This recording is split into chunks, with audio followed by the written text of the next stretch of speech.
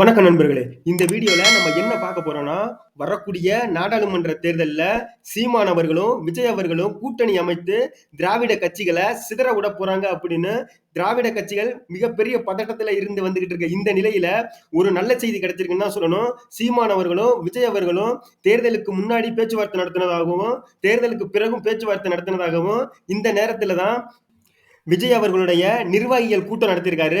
அந்த கூட்டத்துல புஜி ஆனந்த் உள்ளிட்ட பலர் முக்கிய நிர்வாகிகள் இருந்த அவங்க கிட்ட விஜய் அவர்கள் என்ன கூறியிருக்காரு அப்படின்னா, தமிழகத்துல உள்ள எந்த கட்சியின் மீதும் கடுமையான விமர்சனங்களை வைங்க, அவங்க செய்யற அநியாயங்களை மக்கள்கிட்ட கொண்டு போய் சேருங்க அப்படின்னு சொல்லியிருக்காங்க. இந்த வகையில நாம் தமிழர் கட்சி மீது எந்த ஒரு விமர்சனமும் இருக்கக்கூடாது, அவர்களை பகச்சிக்கிற மாதிரியான எந்த ஒரு வேலையுமே செய்யக்கூடாது அப்படின்னு மிக கண்டிப்பான முறையில விஜய் அவர்கள் நிர்வாகிகள்கிட்ட உத்தரவிட்டிருக்கிறதா ஒரு செய்தி வந்திருக்கு. அந்த நிர்வாகிகள் என்ன பேசிக்கிறாங்க அப்படிங்கறத நீங்களே கேளுங்க. இது வரைக்கும் 6 முறை போயிருக்கோம். 6 முறை போயிட்டு வர வரைக்கும் இது வரைக்குமே மாணவ வேறுபாடு வரக்கூடாது. அந்த ஒரே ஒரு டயலாக் தான் சரி சொல்லிருக்கு. மற்றவங்க போகணும் சொல்ல வாங்கணும் சொல்ல பார்ப்போம். எல்லாம் ஒண்ணு சேர்ந்து அவங்களை விரட்டுறதுதான். என்ன சொன்னாங்க கொஞ்சம் சொல்லுவா இருக்குடா. ஐயோ அதெல்லாம் ரகசியம்.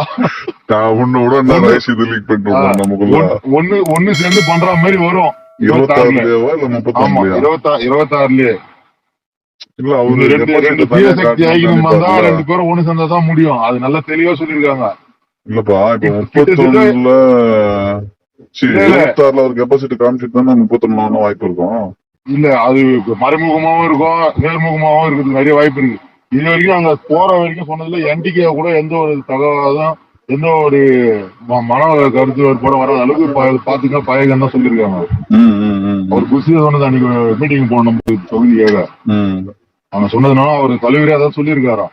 என்டிகே கூட மன கருத்து வேறுபாடு வரா மாதிரி எந்த ஒரு செயலும் பண்ணிக்காதீங்க அப்படின்னு தான் சொல்லிருக்காங்க. அதெல்லாம் கணிச்சு ஆமா அதெல்லாம் கணிச்சு சொன்னதை பார்க்க போனா எல்லாமே ஒண்ணு சேர்ந்து அவங்க விரட்டுற மாதிரி தான் இருக்கும். ஃபர்ஸ்ட் 26ல ஆமா இப்போ நம்ம ஃபர்ஸ்ட் நம்ம திராவிட நம்ம தமிழ்நாட்டுக்குள்ள எப்படி உருவாச்சு ஒண்ணு சேர்ந்து பண்ணாங்கல்ல. ஆமா ஆமா அதுக்கப்புறம் ஆட்சி பிடிச்சாங்க.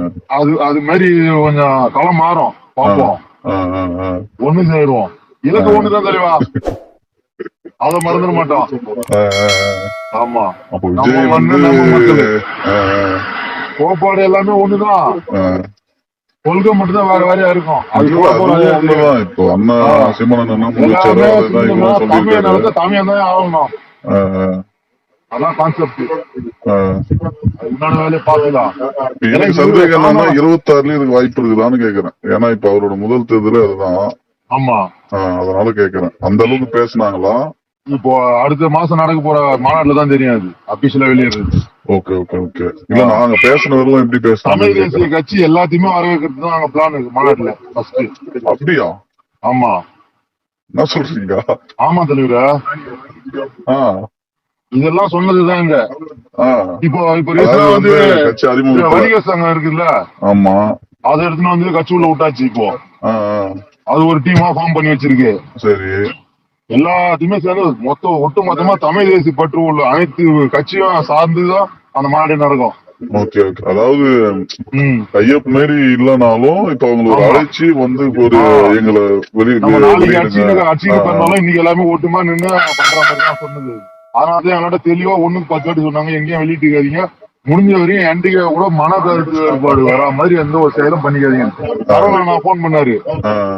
அவரு போன் பண்ணி தலைவா எதுவும் வெளியே அதுக்கு போட்டு இதுக்கு போட்டு எதனா வார்த்தை விட்டு அப்படியே தெளிவா சொன்னோம். ஆனா அங்கதான் அன்னைக்கு ஸ்டேட்டஸ் ஒண்ணு வச்சிருந்தேன். அங்க போனப்போ அது பண்ணிருக்கு.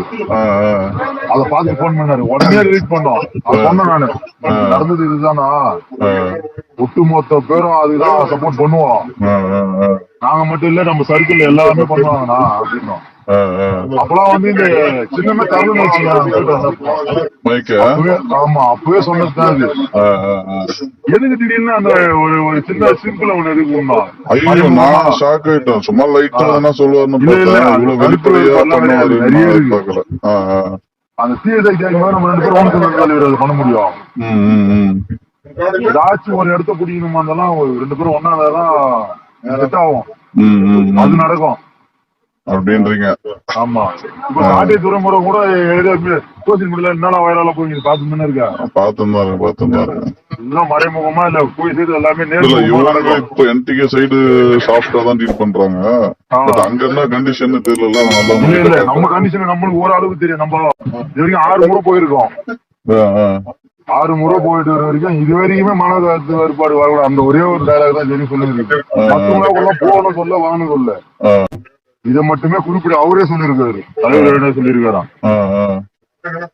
மதம் அது ஒரு மாதிரியா சொன்னாங்க. எந்த ஒரு இதுவும் இல்லாம பாகுபாடும் இல்லாம அவங்கவுங்களுக்கு யாரும் நல்லவங்க தெரியும் அவங்களுக்கு ஆறு செலுத்துங்க. உங்களால முடிஞ்ச வரைக்கும் அடுத்து உங்களுக்கு நல்லவங்க அவங்களுக்கு போடுன்னு சொல்லிட்டு ஒரு 10 ஓட்டை நல்லவங்களுக்கு வாங்கி கொடுங்கன்னு தான் சொல்லியிருக்காங்க. கண்டியா என்டிகே பக்கம் போவாதீங்கன்னு சொல்ல. முடிஞ்ச வரைக்கும் அந்த நம்மளோட கான்செப்ட் அந்த 2 மட்டும்தான். அதை தட்டி தூக்கணுமா ஆட்டோமேட்டிக்கா தென்னாமே சீமானம் உட்கார வர சீட்ல அவருக்கு ஒரு பேட்ல சொன்ன மாதிரி அவரும் சைட்ல உட்கார வச்சு பேசு பாப்போம். சந்தோஷம் தான். நான் நிறைய விஷயம் அங்க தெரிஞ்சுன்னு வந்திருக்கேன். அதான் சைலண்டா எதுவுமே வெளியிட்டு இல்ல. நிறைய பேர் இருக்காங்க. அதுவும் இல்லாம நம்ம ரசிகர் மன்றம் தெரியல சுத்தோட்டத்துல எங்க பார்த்தாலும் வலிச்சு வச்சிருக்காங்க. எல்லாம் வந்து செயல்பாடுலாம் சேர்த்து தரமா இருக்காங்க.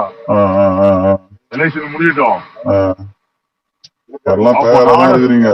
ஸ்டாலின் நம்பரு நாடும் நம்பது 40 நம்பதுன்னு அது ஒரு வழி ஆயிடும் இன்னும் கொஞ்ச நாள்ல. சரி அங்க காங்கிரட் முடிஞ்சுச்சுன்னா போயிட்டு கிளம்பிடுவோம். சரி பார்த்து வாங்க. நான் காலைல வந்து நீ ஃபார்ம் எடுத்து வீட்டுல கொடுத்துரு. சரி சரி நன்றிண்ணா. விஜய் அவர்கள் பாத்தீங்கன்னா தனது ஆதரவாளர்களுக்கு நாம் தமிழர் கட்சியோ சீமான் அவர்களையோ விமர்சிக்க கூடாது அப்படின்னு உத்தரவிட்டிருக்க இந்த நிலையில நிருபர் அவர்கள் சீமான் அவர்கள்ட்ட கேட்ட கேள்வி, விஜய் அவர்கள் இந்த மாதிரி பேசியிருக்காரு அப்படின்னு விஜய் அவர்கள் பத்தி கேட்ட கேள்விக்கு சீமான் அவர்கள் கூறிய பதிலையும் நீங்க கேளுங்க.